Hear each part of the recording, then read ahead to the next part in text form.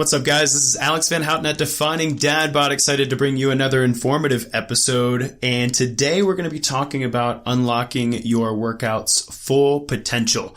We're going to dive into some of the things that will help you create and execute fantastic workout programs so that you can get the adaptations that you're looking for. Now, today's going to be a pretty technical episode, and if you guys enjoy it and you get a lot out of it, let me know. I can dive a lot deeper into this program design stuff, depending just on how smart you'd like to make your workout programs. A lot of people say you should work smarter, not harder. And I'm here to tell you that I would rather you work both smarter and harder, but that you see the maximum benefit from the workouts that you're taking the time to do in your day. So in talking about unlocking your workout's full potential, today we're going to focus on 5 acute variables in a workout program.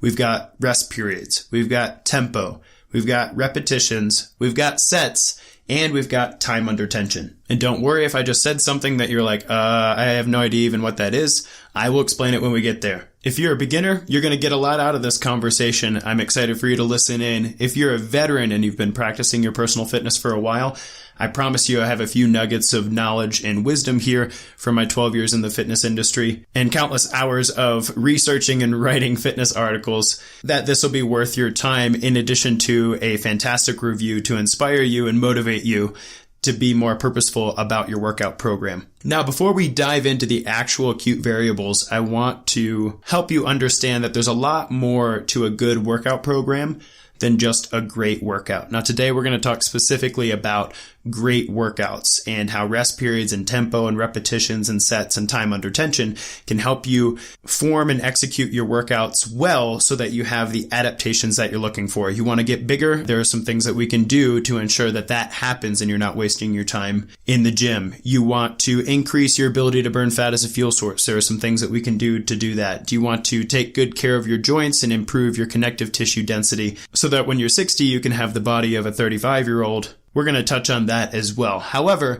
it's not just about the workouts themselves. So as we talk about it today, I want you to bear in mind that that's just a very small part of a good workout program. And when I say a good workout program, I mean a good workout program is divided into 3 parts. You have your macro cycle, your mesocycle, and your microcycle. Your macro cycle is the big picture. What is it that you're trying to accomplish in the next 6 months to a year, for instance? And how do each one of your months break down in order to help you achieve that goal? If you've been doing the same workout program for the last year, then you're not paying very close attention to your macro cycle. 3 sets of 10 will only grow your muscles for so long before you need to change it up, because your body is an amazing machine that adapts super intelligently to exercise. And exercise is only exercise if it's creating adaptations. Otherwise, going through the motions, doing the same thing you've done over and over and over again isn't going to create adaptations at all. It might help you to maintain them, but since we're all fighting the clock, our goal needs to be to keep moving forward. And so a good workout program has intelligent macro cycles that are programmed every 6 months to a year so that each month is changing in a way that will continue moving your body forward in adaptations. The second part is the mesocycle. The mesocycle is simply cutting the macrocycle into smaller parts. To make it simple to understand, imagine that in 6 months, by June of 2018, I would like to have achieved an increase in strength, an increase in muscle size, and maintained my body fat percentage. That would be the macrocycle goal. And so I would look at January, February, March, and I would outline each month what it is that I need to focus on. Maybe in January, I need to focus on workouts that are going to prevent injury, build core strength, retighten my tendons and ligaments around my joints, and bolster good cartilage health. And then in February, we cash in on that. We work some of those type 1 muscle fibers so that we're increasing our endurance and fat burn capacity. And then in March, we focus on actually increasing the weights and decreasing the repetitions, increasing the sets to actually grow some muscle tissue now that my joints are good and that I'm burning fat well as a fuel source. A mesocycle is those smaller pieces, that January, February, March picture within the macro cycle, and it goes even down to the weeks. So week 1 in January, I'm working out on Monday, I'm resting on Tuesday, I'm working out on Wednesday, I'm resting on Thursday, I'm working out on Friday, I'm resting on Saturday, whatever that actually looks like for you. That's your schedule. Think of it as your workout schedule each week. That's your mesocycle. I don't plan to talk much about macrocycles and mesocycles today. If that's something you guys want to hear more about, let me know at coachal@definingdadbod.com. Today we're going to be focusing on the microcycle. And the microcycle is the way of describing each particular workout within the giant workout program. And even more specifically, I'm not really going to touch much on particular exercises in a good workout. We can cover that stuff too. Again, you know where to find me.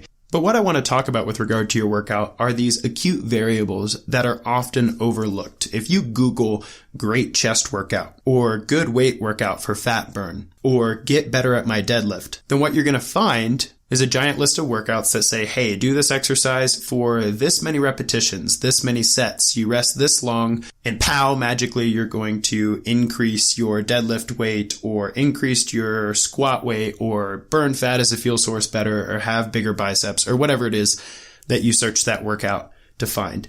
So my question is, have you ever wondered where the heck all of those numbers come from? What's the magic formula? Or even more importantly, what's the science behind why resting a particular amount of time will create a certain adaptation? Why lifting faster or slower might actually do different things? Why having heavier weight with less repetitions does one thing while having lighter weight with more repetitions does another thing? Why is there a specific number of sets and what does that even mean for what it's doing to my body? And then does it matter how long the sets last or how long the workout lasts itself? And all of these are fantastic questions that I want to encounter today. So I know that was a lengthy intro, but you guys need to understand where this is all coming from. So without further ado, let's dive into rest periods. By definition, the rest period in your workout is the time spent in between sets of work. And rest periods are extremely important to me because they are the most overlooked portion of every workout program I've ever seen executed on the fitness floor. So if you don't take anything else away from me today, I want you to become a rest period Nazi. Let's talk about rest periods. So you're doing some dumbbell chest press. You get on the bench, you grab 2 dumbbells, you knock out your number of repetitions you're going for, and then you have a rest period between that and the next exercise you're going to do or the next set of dumbbell chest press you're going to do.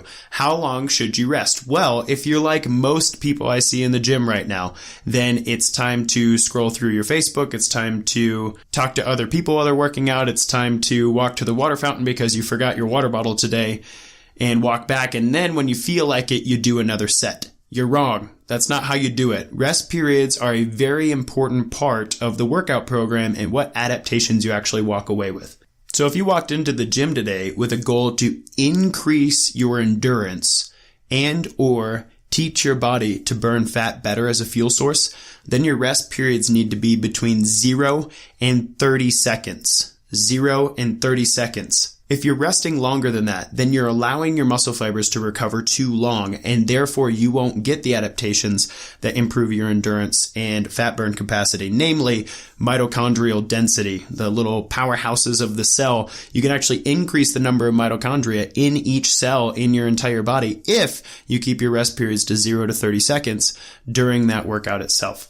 And what's a 0-second rest period actually look like? Well, for most of us, a 0-second rest period means that we're a part of a circuit for the chest exercise there. So if I just did dumbbell chest press, then I'm going to superset that with dumbbell flies, for instance, with no rest in between. So 0 to 30 seconds, increased endurance, increased fat burn. Now, if your goal in the gym today was to increase the size of the muscle fibers that you're working, then your rest periods need to be 60 to 90 seconds long. That adaptation is called hypertrophy. Say it with me. Hypertrophy. Don't say hypertrophy. I won't claim you as a listener. Hypertrophy. Hyper over trophy growth. Hypertrophy means I'm increasing the cross-sectional area of the muscle tissue, or in layman's terms, I'm getting buff. 60 to 90 seconds are your rest periods there. And then if your goal is to improve strength, I want to get stronger, then your rest periods are 2 minutes or more, sometimes even up to 5 minutes. Well, why so long? You need to know that strength is more often than not a neuromuscular adaptation, meaning you're actually conditioning your nervous system to fire all of your muscle tissue at the same time in order to produce force, and that's what makes you stronger. Getting stronger doesn't necessarily mean that you're growing muscle tissue. Remember, in hypertrophy, we're resting 60 to 90 seconds, which means we're walking the fine line between letting our type 1 muscle fibers recover and letting our type 2 muscle fibers recover. Type 1 doesn't take long. Type 2 takes a lot longer. So 60 to 90 seconds is the medium in between. We're maximizing the fatigue for both sets of muscle fibers while allowing them to recover for the intensity we're about to do. Strength, on the other hand, when you do a really heavy set, and we'll talk about repetitions in a bit, when you do a really heavy set with the purpose for increasing strength, you will often need more rest than you think you do. So let's say you just did 5 really hard deadlifts, and you walk to the water fountain, you got a drink, you high-five somebody, you come back, and it's been about a minute and a half and you feel fine. Let's try again. Don't do it. Just because you don't feel fatigued doesn't mean your body isn't fatigued. That was a double negative. I'm sorry, guys. But when you're performing strength, that's your maximum intensity. This is your highest risk of injury. And during an actual set of strength, your goal is to get all the muscle fibers to fire like they need to in order to create maximum force. If your nervous system's tired and one of the muscles fails to do its job, then another muscle will fire in order to pick up the slack, and that's where injuries happen. If you've ever done heavy deadlifts, you're supposed to use your hamstrings, you're supposed to use your gastrocs, you're supposed to use your glutes, and your back's supposed to stay nice and neutral. Well, if you go to do a lift before everything's recovered, and let's say your hamstring doesn't fire as hard as it's supposed to, that's when your lower back fires really hard in order to complete the lift, and that's where people end up hurting their back. So not only are rest periods important for ensuring that the adaptations occur because you don't rest longer than you should, but they're also there for your high-intensity stuff in order to keep you from injuries while maximizing your workout gains. Now, a brief note about supersets. I could spend an entire hour talking about supersets, so I'm just going to briefly go into this. If you guys want to hear more about it, let me know. But in essence, there are basically 2 types of supersets. You have one type of superset, which is an endurance or fat burn superset. Those are your 0 to 30 second rest periods, and those generally focus on hitting the same muscle group twice. So push-ups and dumbbell press, or dumbbell press and flies. I guess I've got chest on the brain today, guys. I'll talk about legs and stuff later, I promise. Those supersets are hitting the same muscle group, not letting it rest very long before you fatigue it again. That will improve endurance, that'll improve fat burn. That's something that I often do for Ninja Warrior training to improve grip strength, to improve endurance in my core, endurance in my back. Very important. Another kind of superset is the kind of superset wherein you're working 2 completely different muscle groups so that you can get a whole bunch of work done in a very short period of time, and so that you can observe hypertrophy rest periods while not actually just sitting on your butt in the gym. An example of that would be something like a dumbbell chest press, which hits your chest and triceps, combined with a straight bar bicep curl, which hits primarily your biceps. So while your chest and triceps are resting, you work your biceps, and then by the end of your bicep curl set, you've almost been working for, 60 seconds or so. You're ready to take a few deep breaths, grab a sip of water, and jump back down to your chest press. So instead of just sitting there for 60 to 90 seconds while you rest, you actually get some work done on a completely different muscle group. So rest periods, observe them, become a rest period Nazi. Look at the timer, set a stopwatch for yourself, and if people come to interrupt you for your rest period, just hold a finger up, not that finger, guys, and let them know your rest period just ended, it's time to get back to work. No offense, we're busy people. We don't have a whole bunch of time to waste at the gym by not observing our rest periods. The next acute variable we're going to talk about is tempo. Tempo is basically the speed that you perform each repetition. And tempo can be pretty basic. You can think of it as I do this slow, I do this medium, or I do this really fast. However, there's a lot of science behind emphasizing certain portions of the lift in order to get different adaptations. So if you see tempo denoted on a workout program, you'll usually see 3 numbers: 4-2-1, 2-1-2, XXX, which despite other ratings doesn't mean that this is not a workout your kids should be watching. It actually means as quickly as possible, in case you were wondering. But the tempo acute variable speaks to the concentric, eccentric, and isometric portions of the lift. So let's take the pull-up, for instance. The concentric portion of the pull-up is the portion where the muscles are shortening to do the work.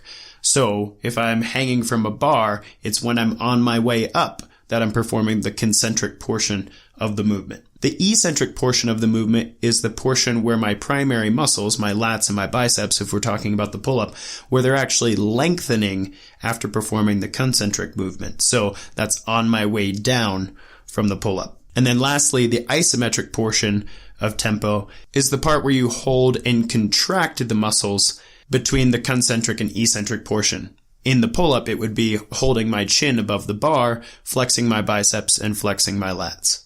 So the concentric portion of the lift can either just be done medium or explosively, meaning, does it take you 1 to 2 seconds to do this, or are you doing this in less than a second? 1 to 2 seconds is pretty standard. Just about every exercise you do in the gym is going to be about 1 to 2 seconds during the concentric portion.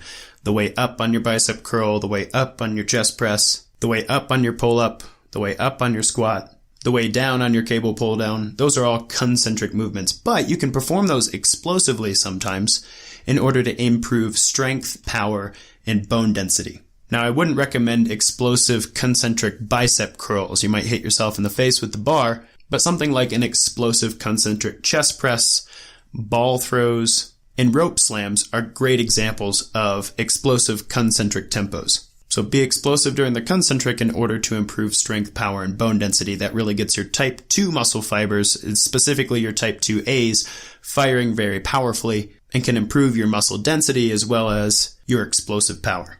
In my world, that means I can train myself to jump over small toddlers and throw them very high in the air just to give the hearts of any grandmas in the area a good workout.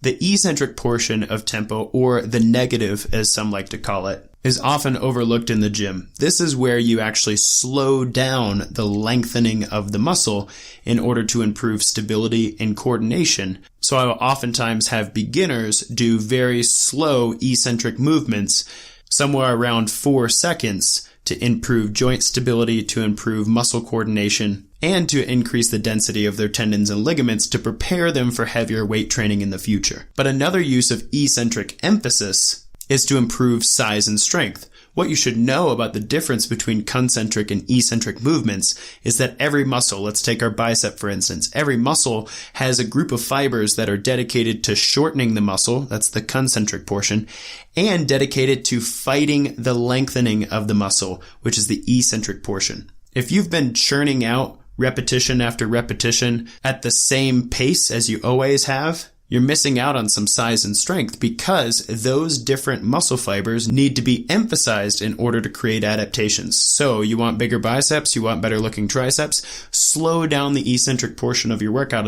a little bit. Go slow on your way down in a dip. Go slow on your way down for bench press. Go slow on your way down for pull-ups. And not only will you hate me tomorrow after you're super sore from delayed onset muscle soreness of doing something you're not used to, but after a few weeks of emphasizing the negative, even for just a few of your exercises, you'll see a significant change in your size and strength. Additionally, note that we can handle far more weight without injury in the eccentric portion of most movements. So training your body to handle weight in the eccentric can actually improve your strength in the concentric over time. So let's say there's a feat of strength you'd particularly like to be able to do. What we do is we jump into the pull-up and have them hold that chin up, that isometric hold right there, and then have them go down for 4 to 6 seconds, controlling their way down. They can't do a pull-up yet, but by focusing on the eccentric, we'll see the concentric strength improve over time. And then last but not least in the tempo is the isometric portion of the exercise. This is holding the contraction of the muscles in the exercise. Now there's actually 2 different isometric holds. You can have the lengthened isometric contraction and you can have the shortened isometric contraction. We're only really going to talk about the shortened isometric contraction since there's not a lot of applicability to lengthened isometric contraction unless we're having a conversation about flexibility or you're an elite athlete and this is one of the advanced things that we're doing to get a little more performance out of you. But an example of shortened isometric contraction would be something like a wall sit. Imagine that you perform a squat where your back's resting against the wall, your knees are bent at just below a 90-degree angle, and you're holding that position. So your glutes, your quadriceps, your hamstrings, your gastrocs, your core, everything's in the position that it would be at the very deepest portion of your squat movement pattern. But instead of performing concentric and eccentric movements with the muscles, you're actually just holding that squat position in an isometric hold. Well, what's the benefit here? Well, I'll challenge you, if you're listening to this and you're in a position to do so, go ahead and sit up against the wall. We'll talk about it for 30 seconds. Now, when you first start, it's really not a big deal. You can hold this, it feels like, just about all day long. But after about 10 to 20 seconds, as your type 1 and type 2 muscle fibers begin to burn through their stored energy, you'll start to feel lactic acid buildup. If you're not there yet, you can be. You can also put your hands over your head right now, and you'll start to feel a little bit more load on those muscles. Now, what's happening to you is the muscles are starting to become completely fatigued. So you're getting an opportunity to fully fatigue the type 1 and type 2 muscle fibers, which can increase muscle size, which can increase muscle strength. But the big thing that I'm going for when I do isometric holds with clients is to improve. Now, don't you stop yet. We're not done with this 30 to 60 seconds here. We're improving our connective tissue density and we're protecting our joints. Since I'm not moving you through your hips or your knees or your ankles at the same time, then what we're actually doing is taxing your muscles without taxing your joints. And this can be a very powerful way to train and save your joints. Now, rest. Fantastic job. So tempo is an important acute variable, whether you're focusing on explosive concentric movements, slow controlled eccentric movements, or holding isometric contractions. All three of those things are ways that you can change your workout adaptation by simply changing the tempo and leaving your exercises the same. The last acute variable I'm going to talk about here in part 1 is repetitions. Now, repetitions, or reps, as a lot of people endearingly call them, is simply the number of times that you perform an exercise per set. Then I get down on the floor and I do push-ups until I hit 20 and then I'm done with that effort. That's a set.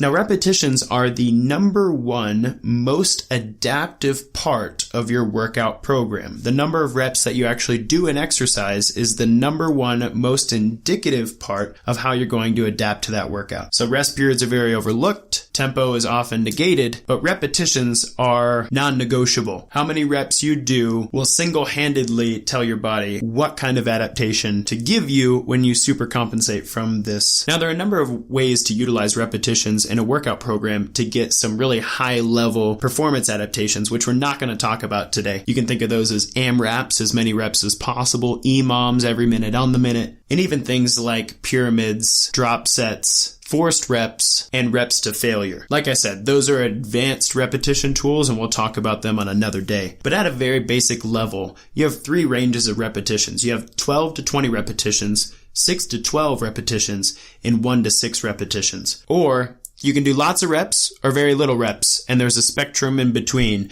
And that spectrum allows you to decide what your adaptations from this workout are going to be. So if you want to improve endurance, you want to improve joint stability, you want to improve connective tissue, you want to improve your joints, you want to reduce pain, you want to work your type 1 muscle fibers, basically is what you're telling me. Then we're going to hang out in the 12 to 20 repetition range. Now, for most people, this is a foundational repetition range. If it's been a while since you've worked out, or let's say you've been working out for a while, I will still cycle you through a time period of 12 to 20 repetitions, just for maintenance. But note that that doesn't mean you're using namby-pamby weights. When you're doing a workout and you're using repetitions to inform that workout's adaptation, you need to use the maximum weight you can for that repetition range. So let's say I'm doing leg press in my workout today and I have 20 repetitions of leg press on the docket.